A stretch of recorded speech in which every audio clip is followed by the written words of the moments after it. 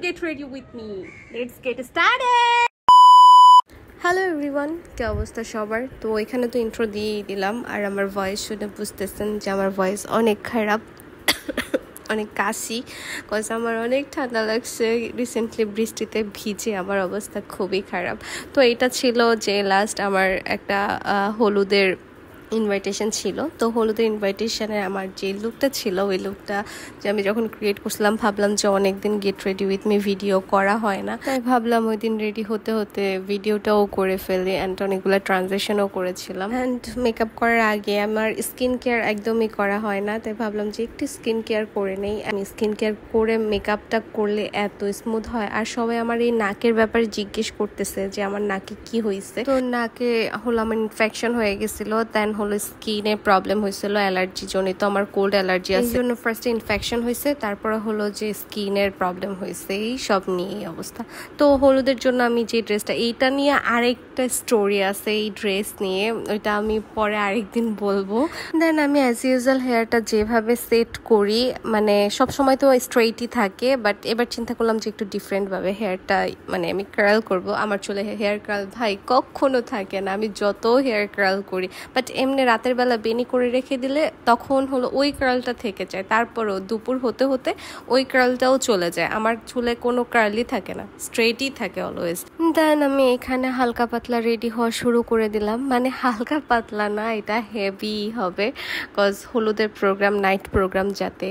তো আমি হলো অফ ক্যামেরায় আমার আই লুকটা করে নিলাম। আর আমার এই নাক নিয়ে এত মানুষের কিউরিসি, এত কোশ্চেন, এত কথা, আমি অনেক জায়গায় বলছি যে ভাই আমার নাকে ইনফেকশন হয়েছে, তারপরেও সবার কথা, মানুষ যে কত রকমের কথা বলতে পারে, এই যে মেকআপ করে নাকে পচন ধরছে, এটা হয়েছে সেটা হয়েছে।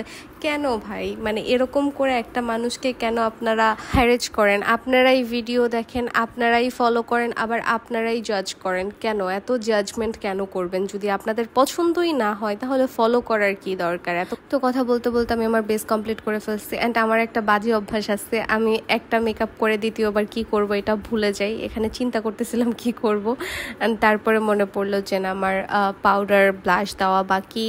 অ্যান্ড আস্তে আস্তে হলো একটার পর একটা স্টেপ আমি দিচ্ছি আর ভুলে যাচ্ছি যে পরের স্টেপে কি ইউজ করব বা কি। আমি লুজ পাউডার হিসেবে পন্সের এই পাউডারটা অলওয়েজ ইউজ করি।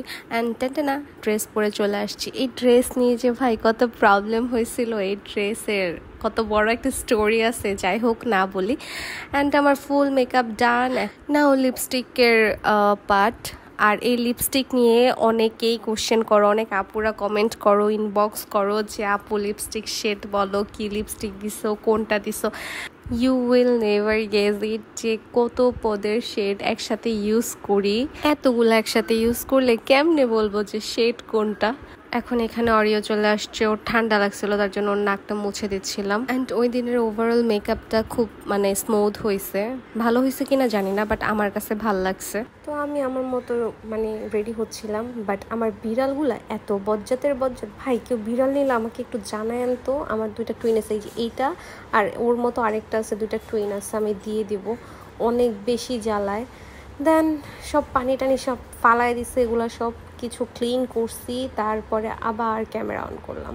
অ্যান্ড সব কিছু শেষে এখন হেয়ার সেটের পালা। হেয়ার সেট করতে ভাই কি যে প্যারা খাইছি। আমার হেয়ার তো ফার্স্টেই বললাম কার্ল থাকেই না, তারপরেও অনেক চেষ্টা করলাম কার্ল করার। দেন পুরোটা সেট রাখার জন্য আমি অনেকগুলো স্প্রে করছি আমার হেয়ারে। লাস্ট পর্যন্ত শ্যাম্পু 2 দিন করার পরও আমার মানে স্প্রে মনে হইতেছিল যে হেয়ার থেকে সরতেছে না।